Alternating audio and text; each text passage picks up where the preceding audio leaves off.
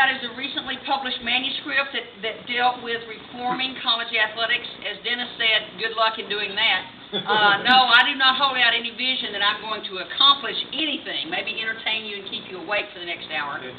I'm not going to reform college football and basketball at the top level, the Football Bowl Championship level, which is what the article is about.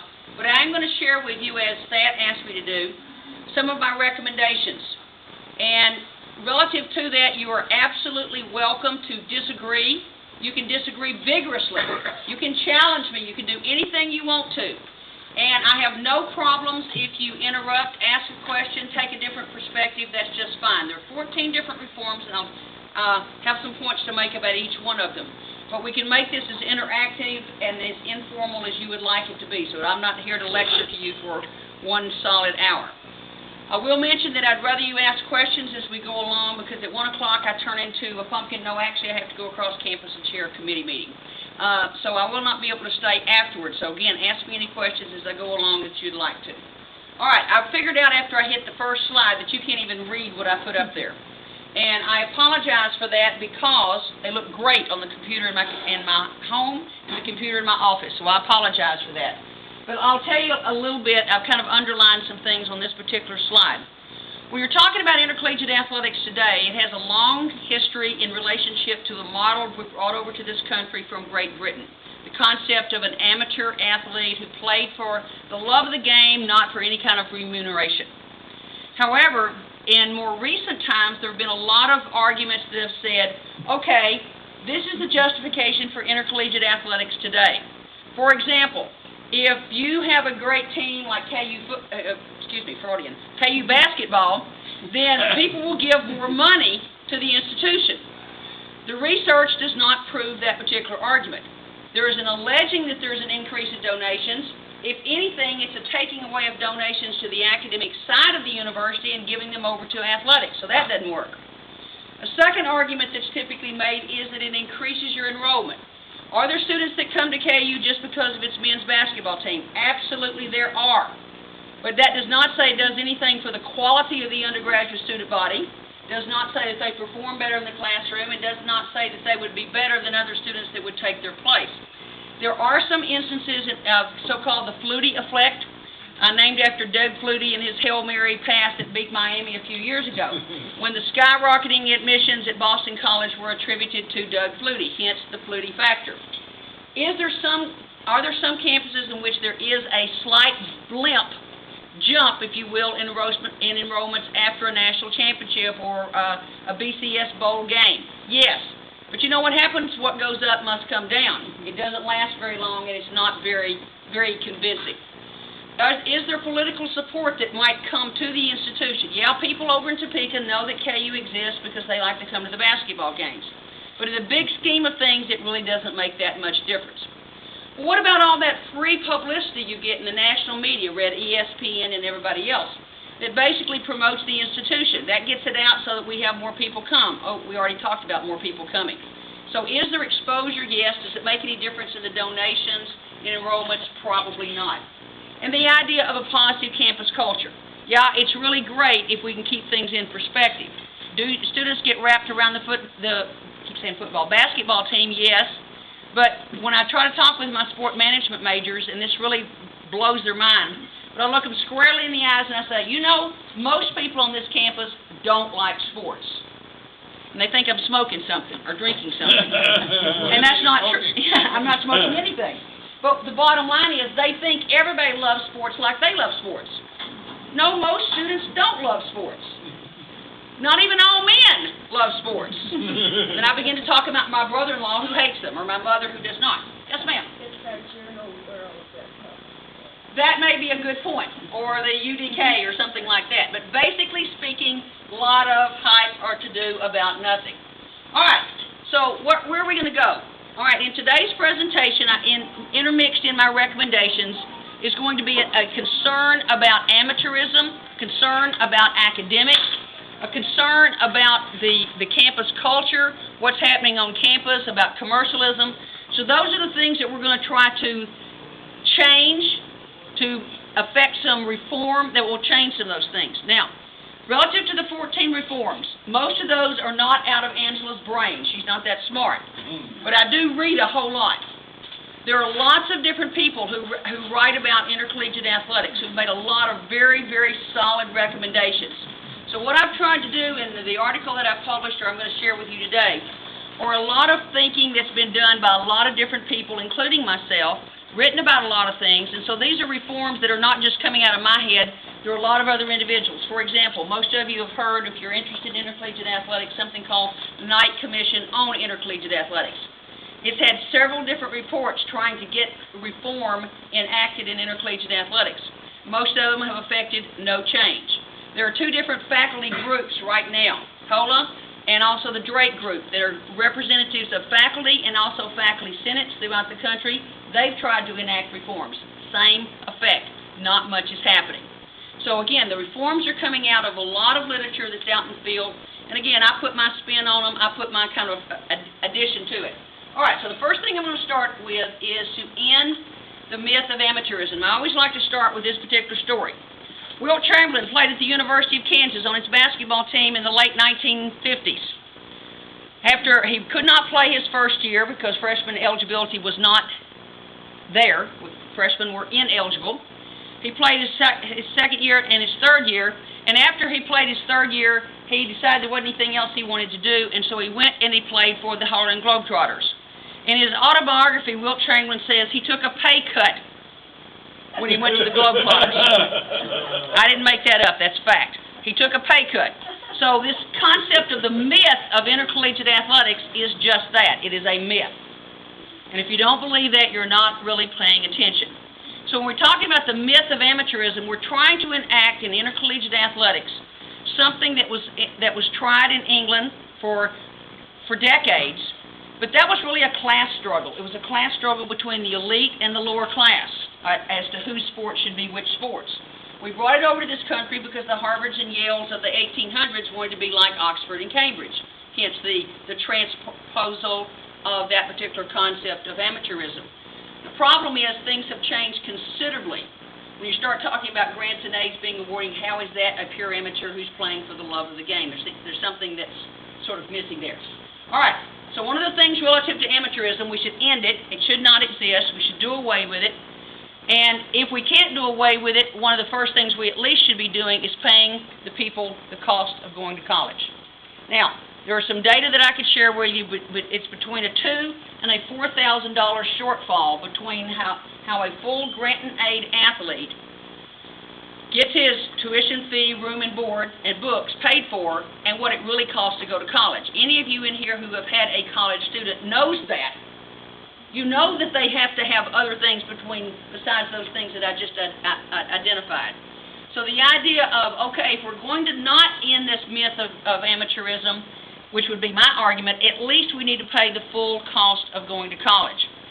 Now, here's something that you need to at least put into play that makes the concept of amateurism even more mythological, and I would say potentially even discriminatory or racist.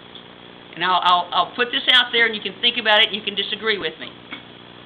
Basically speaking, who earns the money? My header, the name of my presentation told you that. It's college football and men's basketball. There's some other revenue sources, but they're the big pieces. All right, if you think about who's bringing it in, and then you look at Richard Lapchick at the University of Central Florida's research, he will tell you that between 60 and 70% of all of those athletes at the FBS institutions, Football Bowl Subdivision, where KU is competing, 60 to 70% of those athletes are African Americans. And I might mention many of whom, not 100%, but many of whom do not have the extra money to pay the full cost of education. They get the full grant and aid, but it's really not a full. So that's the people bringing it in. And who's really benefiting?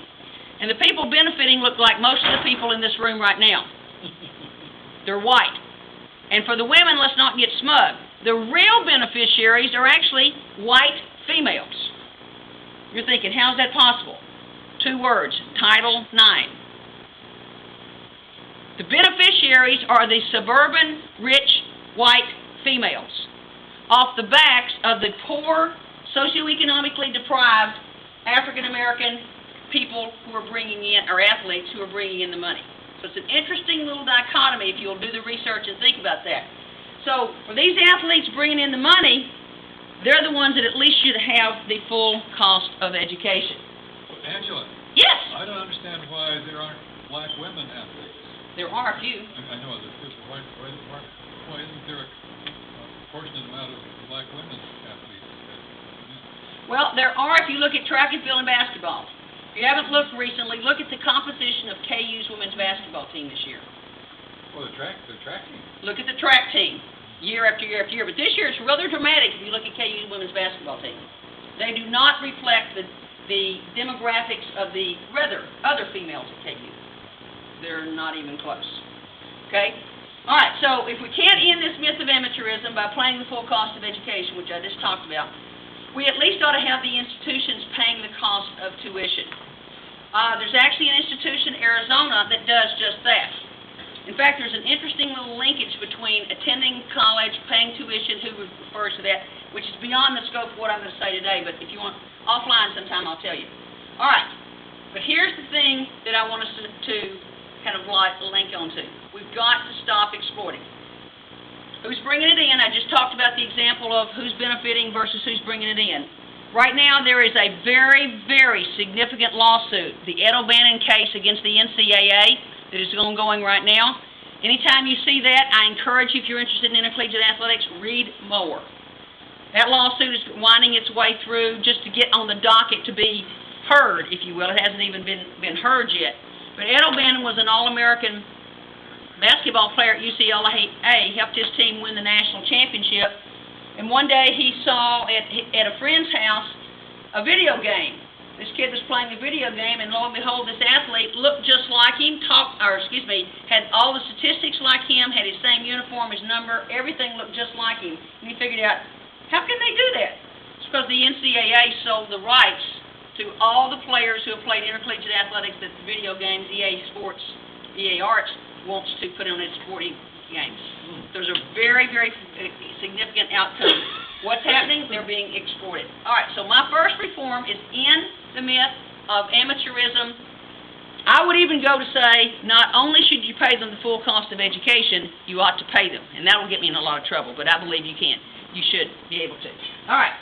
Second thing is my recommendation is quit treating them preferentially. When you get an applicant into the University of Kansas, they have to meet certain minimum standards. Not if you're an athlete. Now, just so that you know, that isn't just indicative of KU.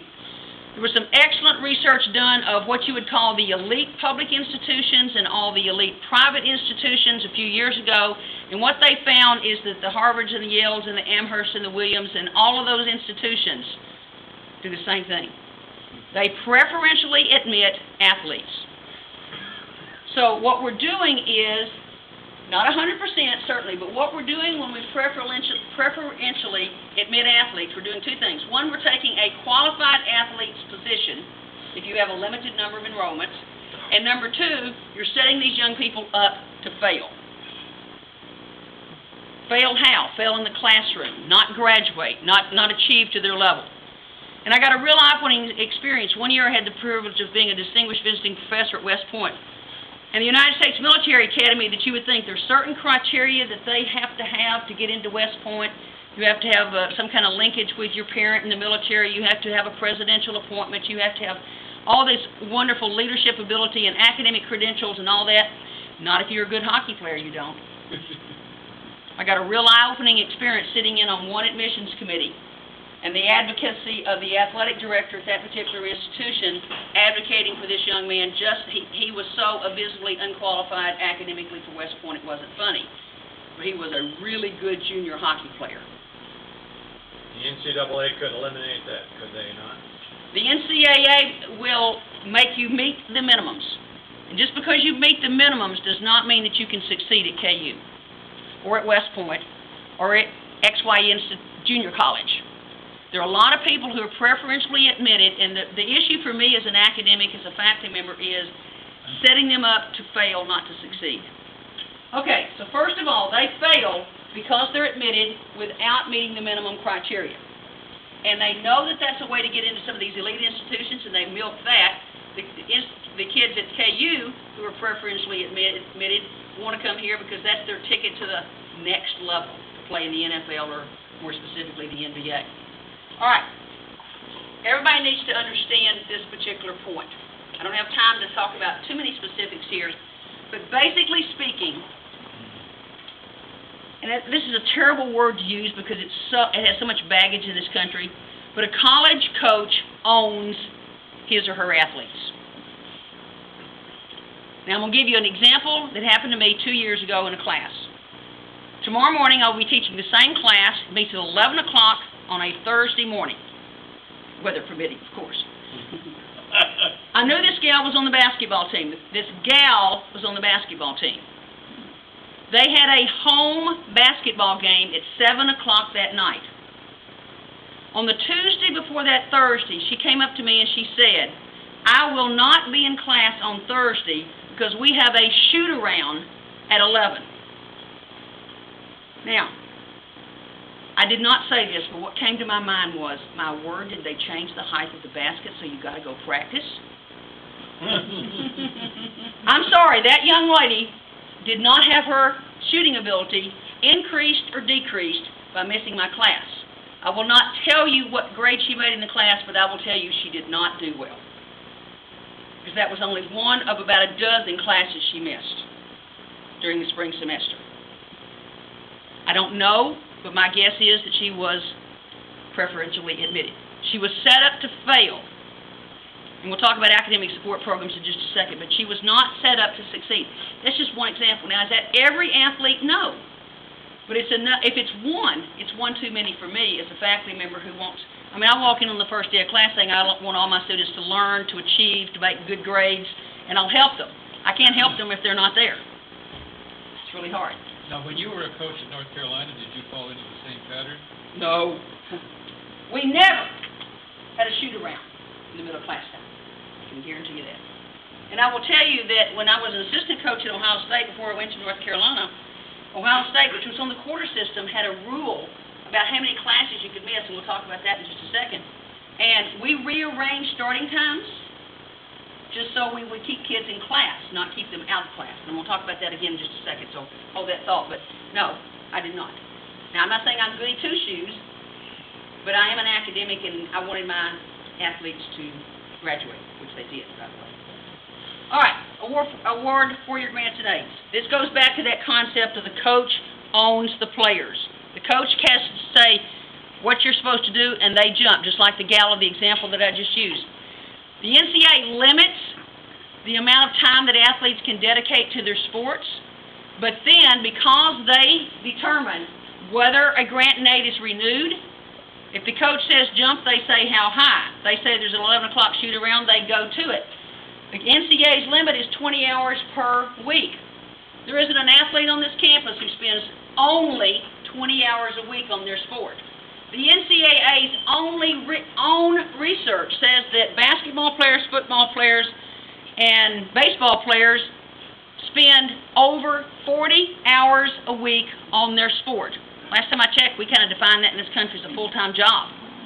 Oh, yeah, and you're supposed to be taking 12 to 15 credit hours and passing all those courses to be eligible. What happens is, because the coach controls the renewal, it didn't used to be that way when grants and aids were first allowed. They were 4-year grants, not 1-year grants. Coach controls whether they come back. Coach controls the other thing the athlete wants, which is to quote Dick Vitale, PT, playing time. So the athlete knows, if I don't do film study, if I don't do all the weight training that's required, if I don't go to the shoot-arounds, if I don't do all the extra practice on my own, not coach-directed, which the NCAA does not require institutions to report, the institution gets off clean, the athlete prioritizes what they have to prioritize. Coach likes you, he renews your grant and aid for the next year. All right, this is radical. I would argue that we need to offer 4-year grants and aids. And I'm going to use Forrest as an example because I know Forrest's name. Forrest, you are a stud. You are so good. See there, Donna? Yeah, see? He is so good. Now, in my world, if I were queen for the day, in my world, at the age of 18, you have to make a decision. And I'm all for you for whatever you want to do. If you're good enough like Kobe Bryant, LeBron James, bless you, Forrest, and go to the NBA. But if you sign that national letter of intent that says you're going to come to KU, you are off limits to the NBA. They can't touch you. Now, that forgets the Kentucky version of one and done or anybody else's. We always like to pick on Kentucky. It basically says you make a decision. Right now, basically you make that decision, you can't go to the NFL for 3 years, or baseball if you're going to a KU comparable. The rules are different if you're going to a 2-year institution. But a KU comparable, basically you get 3 years. No, almost, I'd say like 95+% of those walk away without not even sniffing a degree. So Forrest, if you decide to come to KU, great. We're going to keep you for 4 years, and we've got to keep you eligible. Maybe you might even go to class and do your work, and you might even be close enough to a degree that you got a chance of getting it. So my idea would be to give them 4-year grants and A's, and if the coach makes a mistake, get over it, coach. No coach alive that's ever awarded a grant and aid to someone hasn't miscalculated their ability. What they do these days is they run you off. Coach control. So they can give that grant and aid to somebody else. So there's a commitment to the athlete 2 ways. 1, full funding, and 2, at least a fighting chance of getting a degree. That's why I would argue for the 4-year grants and aids. And then this is just an ethical issue for me. We are KU and other institutions free. Do you know how much minor league baseball costs Major League Baseball? Millions and millions of dollars. What does minor league football and basketball cost the NBA and the NFL? 0. They have KU and Kentucky to do it for them, or Alabama and Notre Dame. Cost them nothing. Absolutely nothing. One of the reasons the NBA keeps the 1-year rule and the NFL keeps the 3-year rule, it serves them very well. Player development, 0, and the mistakes they don't have to live with. Pretty smart people. All right, get tough on coaches and athletes. All right, this is sort of, I maybe should put this later on, but I am really bothered, as is everybody, that the Kelvin Sampsons of the world can put Oklahoma on probation, see ya, go to Indiana, put them on probation, see you, and he's doing just fine with the Houston Rockets. Something's wrong with that picture.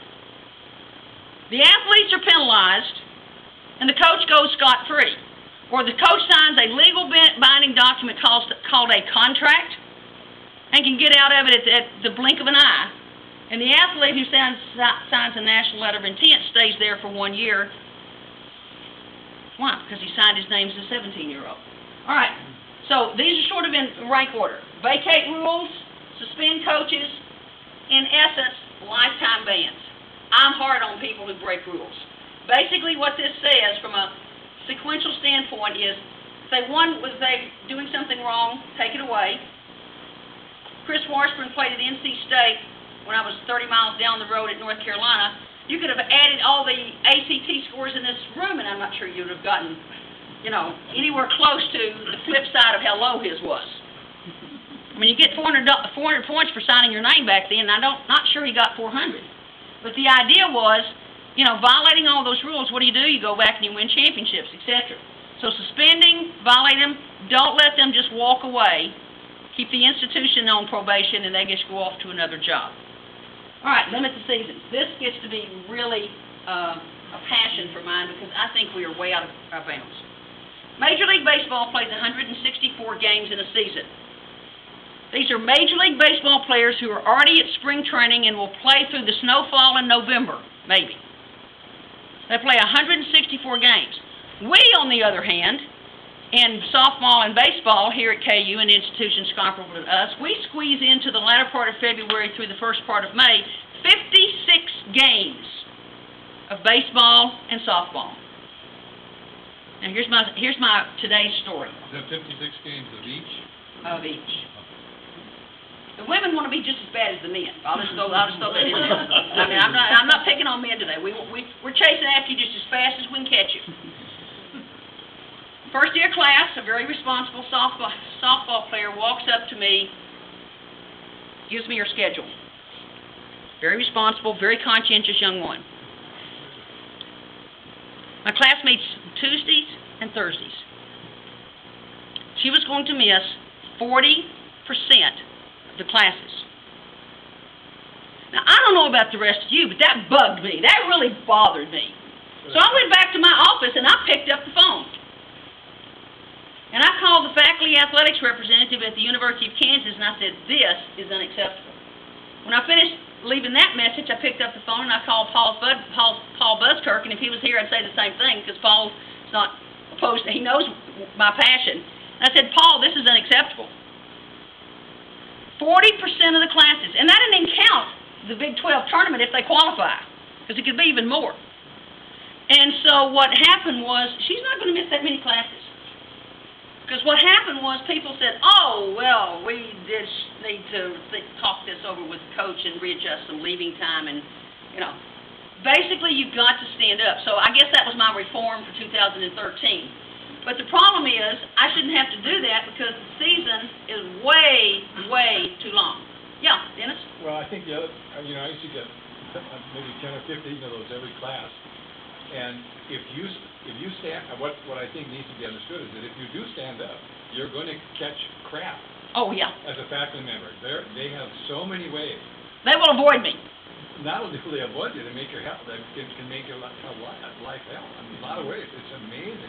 There's an enormous amount of power out there. Well, there is, but I think you have to make power with power. I mean, I always remember when I was at North Carolina, the soccer coach tried to get me to change the grade of one of his soccer players. Yeah, you're right. And as soon as he finished talking with me, he left my office. I picked up my phone and I called the athletic director and I said, this is unacceptable. The more I put that phone down, so my phone rings again, and the soccer coach is calling me back and saying, oh, you didn't understand. I wasn't trying to get you to change your grade. And I said, you and I both know what you were trying to do, and the answer is the same thing. He will get the grade he earned. And so you have to stand up, and I don't care if I'm a persona non grata or whatever it is. I'm looking out for the athletes. You know why? Because I don't care if they're athletes. I care if they're students. And I respect athletes. I believe in intercollegiate athletics, don't get me wrong. But I want that young lady who's a softball player to have a fighting chance. And I will mention, I also have a baseball player, and he wasn't going to miss as many, but they'll probably end up missing about the same much. All right, these three are going to be really radical. Not everybody agrees with these, but I believe it. When I was at Ohio State, we could do this. Basically, limit each sport one competition a week. You say, we can't do that in men's basketball. They fund the other sports. Get over it. One. All right, let's assume that instead of Monday night, let's assume that it was a regular day and they were playing Tuesday. They finished a game in Ames, Iowa. They got a shower. They got to get some food. I'm big for food. They got to somehow get into a plane. They got to get back, and they're supposed to be wide awake, alert, and prepared for class at 8 in the morning. Not. Just isn't going to happen. All right, what we're doing is we're putting them in the middle of the week for one reason and one reason only. What's the answer? Fan attendance. 4 letters. ESPN. Who broadcast that game the other night from Ames? ESPN. They determine it. All right. Secondly, cut down the number of times that they play. I will tell you, 56 games is too many. 32 basketball games is too many. Even spread out over 2 seasons. Well, I can fix that. You can only play over 1 season. There's no such thing as that anymore. I got volleyball players who have a spring schedule. I have softball players who have a fall schedule. Soccer's playing all the year round. Oh, they don't need to do that. And I would set a top limit. A couple, 3 years ago, I called then a faculty member who was on the athletic council, which is basically a rubber stamp for the athletic department. But anyway, I called that person. I said, what's the KU rule? And the KU rule, she said, was basically anything they want it to be. And when I did this little scenario with a softball player, it was supposed to be not more than 10. At least I got a number out of somebody that time. But there were always exceptions. Notice what my number is. Okay? Fighting chance. Yes, sir. 5. I wanted to affirm that you were going to say 5. 5! You disagree? No, I'm just wondering how you're going to get this accomplished. I didn't say I was. But I will tell you as a former coach, it can be done. Those are choices that are made. I mean, everybody sitting in this room chose to come today. The food was much better than the presentation, but that's okay. You came to come for a good reason, okay? So the idea is every one of us makes a choice in our life, every day. And there's our choices. That softball coach made a choice of when she was going to have the team leave campus. Somebody else just imposed another choice on her because some rabble-rousing faculty member brought it to their attention. And they were really pleased that I brought it to their attention. Yes, right. All right. 1 year of eligibility. There are so many abuses that go on relative to high school grades, whether they're real courses in high school, who's manipulating them, etc. A few years ago, freshmen didn't play sports. And you know what? The sun came up the next morning. It didn't hurt Wilt Chamberlain's ability to play in the NBA, or it wouldn't have hurt Paul Pierce's had he been under that same rule. Basically speaking, we have freshman eligibility for one reason only. This goes back to when I teach sport finance and economics. I tell students, if you don't ever know the answer to the question, just say money and it's probably right. Freshmen are eligible for cause of money. We want Ben McLemore to play now. Right. Yeah, we want him to play now. Where would we be without him? That's right. So we got to have freshman eligibility. Texas A&M, they want that quarterback Texas A&M to be playing. Actually, he's a sophomore. He's just a redshirt freshman, actually, so I can't use him as an example. All right. So basically, I would argue, first and foremost, let them come to college. Let them take real college classes, not the ones that they get shoveled into. Real college classes, earn the right to be on the field or the court. Would I have any problem with that as a former coach? Absolutely not. They ought to get their heads on straight, which most freshmen have a challenge to do anyway, without the coach taking 40 hours plus a week, being physically exhausted, trying to figure out how you can have enough money to go out and have pizza and a soft drink with your friend tonight. All these kind of issues that we've already kind of alluded to. All right. Basically, give them an equal opportunity to earn eligibility, not because somebody knew how to violate the rules from their high school or some recruiter knew how to do that. And then basically let them transition into college. We all know how difficult it is for freshmen to adjust to college life. How would you like to do that, any of you, and have a full-time job knowing that your existence on that campus the next year was dependent upon one thing and one thing only? And don't say passing your courses. The correct answer is pleasing your coach. It is not passing your courses. Somebody will figure out how to get you passed in your courses. Your job is to impress your coach so he'll renew your grant and aid. That's your focus. That's why you're spending 40-plus hours a week. All right. Academic counseling. Again, this is from a faculty perspective. We didn't have these kind of services when I was coaching, and my athletes had absolutely no problem passing their courses. Now, I'm not trying to be any two-shoes, but when an athlete would come up to me and they would say, I got a big test, I'm not prepared for it, what do I do? And I'd look at them squarely in the eyes and say, I suggest you go home and start studying. You might say, she would never do that. Yes, I would. Basketball was a very important thing, but after their academic. They were not going anywhere with basketball. And you say, well, what if they'd been a former WNBA player? I had a couple, and it didn't matter. They were there to get a college degree. So what's happening when we have academic support programs run by athletics, all kinds of what can break loose, and I can talk about that. Basically speaking, I would simply take all of the academic support program and strip it completely out of athletics, and save them millions. Save them millions. In fact, we could save a lot of money if we just didn't have checkers outside my classroom seeing if these athletes go to class. Drives me crazy. Drives me crazy. I mean, it was so bad that Chris Washburn at NC State a few years ago, somebody would go to his room and wake him up and walk him to class. That's a little immature behavior on the part of Mr. Washburn. I suggest that he go home and grow up first. And he's not the only athlete that was the case.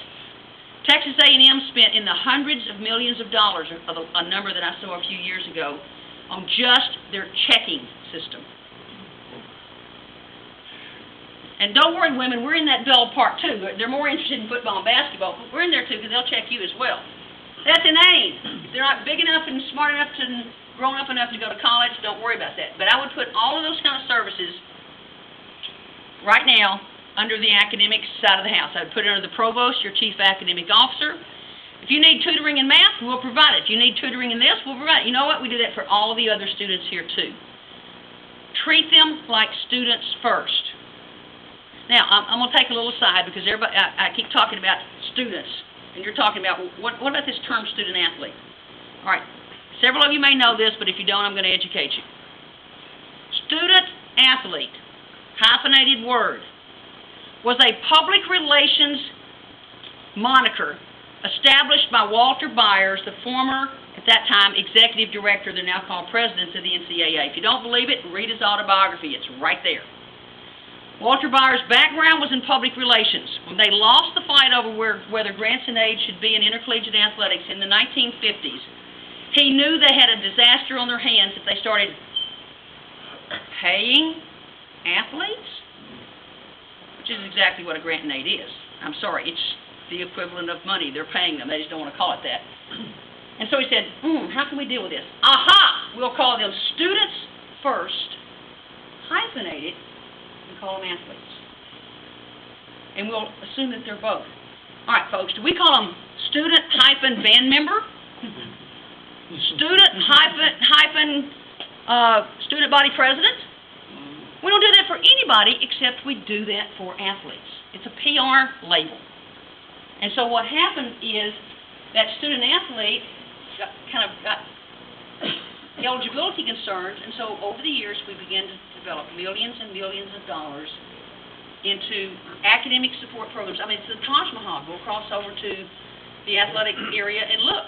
And ours is pitiful compared to some of them. I mean, Michigan got, I think it was a new $14.2 million Taj Mahal for their athletes at Michigan. Lots of things in there, lots of people. I mean, we love it over in HSES in my department because we send all the graduate students over there who tutor the athletes. Some interesting things that happen over there that I kind of keep to myself. But anyway, it wouldn't happen if it was under academics. All right, this is another radical one. The University of Connecticut's men's basketball team is about to be one of the first notable institutions that's going to suffer from some of this and has some postseason ban. What they're going to be suffering for is because they didn't follow through with the requirements of the academic progress rate over about the last 5 years. That's chump change compared to what I'm requiring. All right, first of all, you have to have a 950. They couldn't keep up a 925 over 5 years when you average them. I'm suggesting that 950. Basically what that says, that 950, what it represents is you stay in college and you're eligible to compete the next year.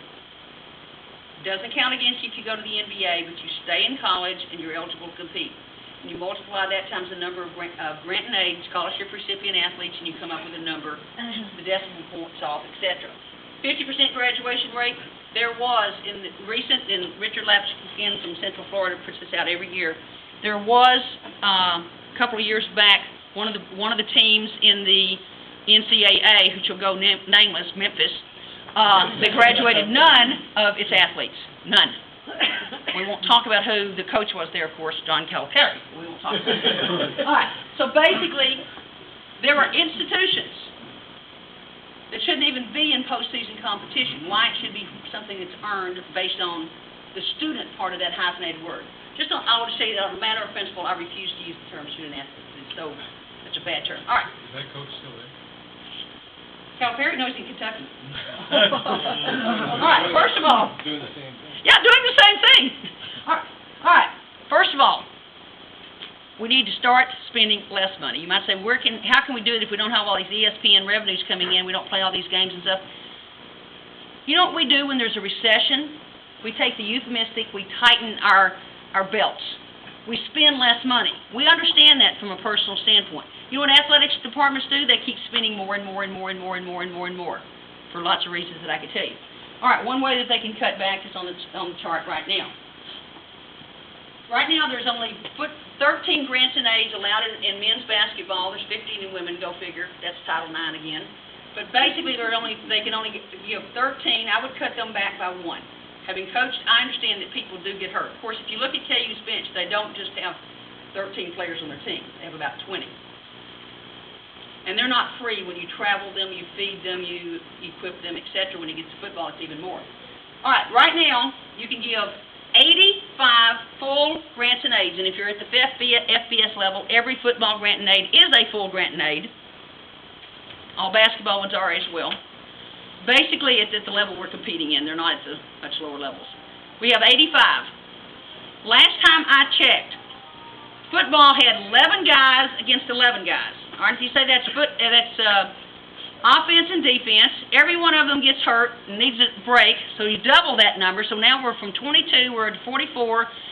We can have that half again as much, and we get to 60-something. And you know what? The NFL can do it a lot fewer, 53, and that's including the travel squad that doesn't even suit up. They don't suit up that many. Basically speaking, this is 85 is a ludicrous number. It's written into the code, of course, because football coaches want it. You don't need that.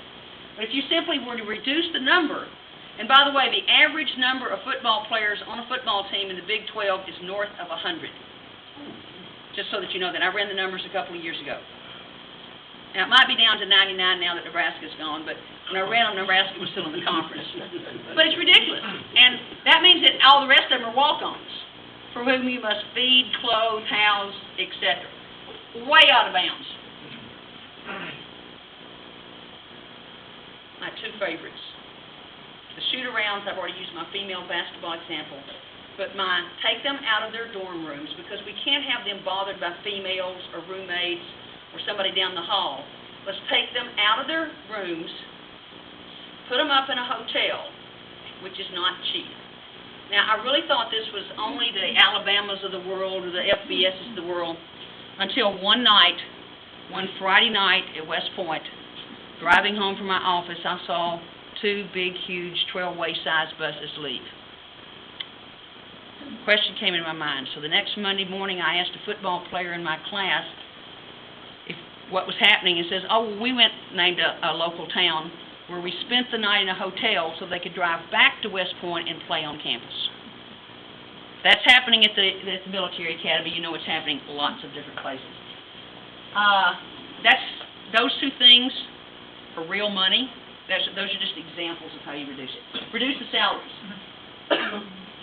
When you're paying the president, and I have no idea how much Burnett Graves Little makes, but let's say she makes $1 million. I have no idea what she makes. Bill Self makes about 4 times that amount of money. I don't know what Charlie Weiss's salary is, but I'm sure he makes more than she does. And she has the responsibility of the entire university, and they run one little basketball or football program. Something's wrong with this picture. And I teach sport finance and economics. It has nothing to do with market factors, and that's the answer they always give you. It has to do with the fact that we like to win, and we want to keep winning, and so we pay prices that are way out of bounds. And then the idea of eliminating the incentives. And my favorite incentive that they give coaches is when athletes win championships, when athletes have a certain grade point average, when athletes make a postseason competition or something. Do the athletes get anything? Nothing. They may get a little prize or something if they win the championship. But basically speaking, all the benefits go to the coaches. Something's wrong with that particular picture. The coach, when a coach is making, and I think Bill Self makes about $15,000 a day, when I ran some numbers on his particular salary, and probably half of his athletes can't go out to eat for lunch today because they get one training table meal. Now, they get food because it's built into it, but they can't go out to eat. But he's making $15,000 a day. There's something wrong with that picture. Assistant coaches, salaries are way out of bounds with assistant coaches. You've got assistant coaches making north of $1 million right now. And so one little simple suggestion I have is rein your head coaches' salaries in and then add up all your assistant coaches and pay them in sum what the head coach gets, and not a dime more, and then limit the number of coaches that you have. If you have fewer coaches, you know what? You have fewer coaches controlling the lives of athletes. When you have coaches, I mean, you know, I love the fact, and I don't know anything that goes on because I've never been to one of their practices, but you got a former head coach sitting on KU's bench, maybe more than one, but I know Doc Sadler's sitting there. Used to coach 2 of them now. No, he's there. Used to be coaching at Nebraska. Well, if you've got 4 or 5 or whatever the number is of coaches on that bench, you've got 1 to 3 athletes, and you've got total control over their lives. How do you give away the money? And there's a lot of it. When you're in the billion-dollar range for the NCAA's negotiated contract with CBS and ESPN and TNT and TBS, you've got a lot of money distributed. They're doing a better job, I'll give them that. But I would argue that what they need to do is they need to distribute the revenue based on academics, not on the basis of how many games you win in the tournament. If we really believed in the term student-athlete, we would do that, but we don't. We just give lip service to that particular point. All right. Again, one of my big bugaboos. Who controls when games are played? Real simple. Television. If you don't believe that, go to a KU men's basketball or football schedule before the season begins and see if you can find the time of anything. You can't. You can't even control your life if you want to do a tailgating or if you wanted to be out of town. I was like, I have to arrange my Saturdays depending on when they play over in Allen Fieldhouse, so I have a prayer of getting to my office or not. Or timeouts during competition. Oh, that's another. That's another. No, those are not timeouts. Those are advertising spots. You got to look at it from the right perspective, there, Dennis. They're definitely advertising spots. I guarantee you, when I was coaching, we didn't have those, and they had to be in better shape than they do today. I mean, their tongues are hanging out. If it's over 3 minutes, they're running back up and down the court right now because they're waiting for the TV timeout. I didn't put that one over here. I'll have to add that one. All right. So first of all, take away from ESPN when the games are. If I were Louisville a few years ago, I would have been adamant. It seemed like they played every game of the year on a Wednesday night. Why? You don't play football games on Wednesday night. It disrupts everything, like classes. I mean, if you'll think about, let's just bring it home. When KU and K-State played a game on this campus on a day in which classes were in session, does anybody remember what happened? They took over every parking space. Everybody, basically, you had to send people home because they were going to get their cars towed because athletics was going to take over the parking lots. Now, think about that happening 6 times at Louisville during the year. That'd get it real old real fast. Why were they playing that? Because it was a dangling of green stuff in front of their eyes from ESPN. And we're not even going to go into conference realignment. But there's something bizarre with West Virginia and KU being in the same conference. Now, I will give you a real life situation. When I was a faculty member at NC State, this was the big decision was, shall we invite Florida State to come into our conference? They established a faculty committee. I was on that committee. I'm sure I would never have been on another committee like that if I'd stayed at NC State. They formed this faculty committee, and they basically wanted the faculty's input on whether we should invite Florida State. Now, I don't know if you know anything about the Atlantic Coast Conference. At the time, the Atlantic Coast Conference went from Maryland at the northernmost region, and they went down to, I guess Clemson at that point in time would have been the southernmost institution. Okay? Those are drivable distance if you have a tennis team, or if you have a gymnastics team or something. What they wanted to do was drop down all the way down to Florida. Well, obviously, the faculty voted unanimously not to invite them, and the next week or so they were invited. It lets you know what faculty input is. Now, coming next year, we're going to have Pittsburgh and Syracuse all the way down to Miami. Or you can have San Diego State playing in the Big East Conference. I mean, it's ludicrous. It makes no sense. Now, where I'm coming from is the impact on class attendance and academic achievement. I don't care about the traveling distance. I do care about the students. Because the money is being chased for football, maybe tangentially basketball, but the adversely affected people are the individuals driving. And I'll give you another example. I was down in Baton Rouge last fall for a professional meeting. Same hotel where I was staying was the Texas A&M women's volleyball team. Now, interestingly enough, because I saw a big bus out in front, I had assumed that they had driven from College Station to Baton Rouge, although that's a long way. The volleyball player I asked assured me that they had flown and then had chartered the bus to get around. They were playing at LSU, then they were getting into the bus, and they were driving to South Carolina. They were going to miss an entire week of class to play volleyball.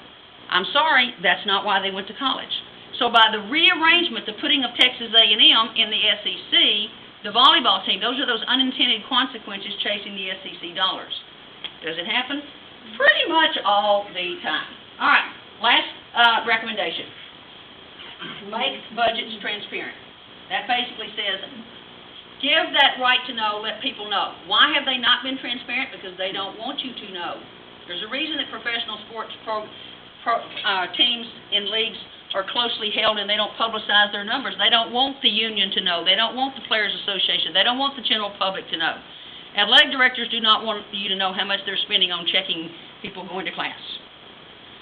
There are some wonderful data. If you want to know about it, you can send me a message and I'll tell you how to get to it. But the Equity in Athletics Disclosure Act passed by the United States Congress has some data. Number one, there's some guidelines for how you report them, but as anyone knows, with budgets, you can lie as much as you want to if you're creative enough with your accounts, even though they give you some guidance. Those data are about 3 years dated by the time they get up there, but at least there are some data now. This basically says when you finish the year, make them available, make them transparent, be accountable. I guarantee you the auditing that goes on with a university or your private business or your personal finances, as the case might be, if it's transparent, the wrongdoing potentiality just pretty much evaporated. All right, how do we summarize this? All right, we have commercialized intercollegiate athletics today as the tail that is wagging the dog of college athletics. That would just be my argument. That would be what I would say. We are chasing the almighty dollar. We're trying to put winning foremost. We are exploiting athletes to some extent. We're taking advantage of a certain group of athletes who are bringing in the money. We are overtaxing the abilities of 18 to 20-year-olds with full-time jobs while we're also expecting them to get a degree. On the flip side of that, a small number of individuals are getting their college paid for. They're having a wonderful academic experience or athletic experience. They're managing to pass their courses and do well, and they're going on and living happily ever after. Both of those two scenarios exist in college athletics. There are some good news stories, and I could tell you a lot of them. But there also are enough bad news stories because that's what makes the media. That's what you read about. And unfortunately, all the Angela Lumpkin set of reforms in the world are not going to fix things until, I would argue, the whole thing blows up. Yes. I'm curious about the overall health in naming institutions. You have a really bad one, dysfunctional. You have a really one that you like over here. I don't know if there is one that you like. And then where is KU? I have just your personal opinion. I like it. Like it from what perspective? Well, KU and the athletic department. Well, I mean, I've been at North Carolina, Chapel Hill. I've been at NC State. I've sniffed at West Point. Been in a Division II institution at West Georgia. Now I'm at KU. I don't think any of those institutions are bad institutions. They're not setting out to violate the rules. But I'll use Title IX because I talk about that in other presentations and so on. I'm not convinced that KU or any other institution is fully complying with Title IX. Okay, so is KU playing by all the rules? No. I will tell you that KU is probably no different than the majority of institutions, which is playing by the rules and doing things right. But I'll give you one example. Probably every coach here and every other place like us goes into the compliance office, which is basically playing by the rules, and basically does not go into the compliance office to find out what they can't do. They go into the compliance office to say, tell me how I can do what I want to do without getting caught or within some interpretation of the rules. Because it's a dog-eat-dog world of winning out there. So I don't think we're any better. I don't think we're any worse. And I'm not trying to impugn the motives of anybody at the higher ups. Anytime you're at an institution, you think it's pure, you think it doesn't violate the rules. There's an old adage: if you like sausage, don't ever watch it made. All right, if you like intercollegiate athletics, don't start studying about it. That would be my best analogy. That's a good one. Well, Thank you. Yes, sir. It seems to me that your reforms are aimed at preserving some kind of healthy relationship between athletics and academics. No. Another way of thinking about this would be to simply chalk this up as basically impossible given the climate we live in, and instead of doing all these reforms, simply have a system where the university hires and pays these people to come play sports for them. Yeah, I've actually talked about that, Dennis. I'm not opposed to that a bit. Okay. No, I am not a bit. I think that's a really creative idea. Use the crimson and blue. Use KU's name. Right. There are- No, there- the whole thing. You Yeah. Pretend that it is what it is, but treat it like, essentially like a minor league. Yeah. And then for that subset of students, there's a fair, I Mhm. happen to think it's a relatively small group, Mhm. who really do want to get a college education and use that to further their lives, to guarantee them that college education, in addition to the salary they're being paid to play athletics for the university. Yeah, I mean, I have no problem with that. The biggest problem that I have, if you know anything about my writings, I've written more in sport ethics than anything else. My big issue with intercollegiate athletics is the ethical problems with it. We are living a lie. I love intercollegiate athletics, but they're way out of bounds. I want to bring them back and not live a lie. Yeah. All right, I got one more question. I saw this lady, and we can talk offline. Yes, All ma'am. right, study abroad programs at the university were part of my, my husband and I shared that responsibility. And for one thing, in some companies in Spanish, the study of abroad programs are academic, and that's the one thing we don't have to mess with. You go to Canada, you go to Costa Rica, you don't have to worry. The sports stuff is over there. It is not part of the academic. We're It is not part of We're the unique. They have club programs. They have it right, we have it wrong. That's what I'm saying. You're right. It's a waste of time and talent. You're absolutely right. I agree with you. And that's the beauty of the study abroad program. Yeah. We don't have to worry Yeah. about football or... Nope, it's great. I love the Cleveland Indians. But I will tell you that athletes cannot study abroad because now their seasons are across 2 semesters. I had a track and field athlete who's a graduate student saying, I want to study abroad. She couldn't.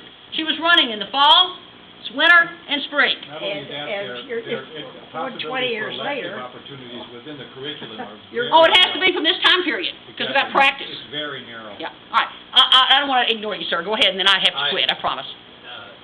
This is a systemic problem in our whole society. It's American as apple pie to do everything in excess. I mean, we We're good at that. do it, and nobody can control it. I'm all in favor of your reforms if everybody agrees to do them. Yeah. You can't do it And unilaterally. lives by the rules. Yep. Will they? No. Nope. Because we are so good at gaming the system, any system, You're right. to get it in our favor. You're right. You got it. So, I just suggest them. I didn't say they were going to follow them. But I guarantee you, we can't stop trying. Okay, I apologize that I have to run off. Thank you, you're very kind. If anybody wants a business card and wants to contact me, we can talk. We can meet over lunch sometime and talk.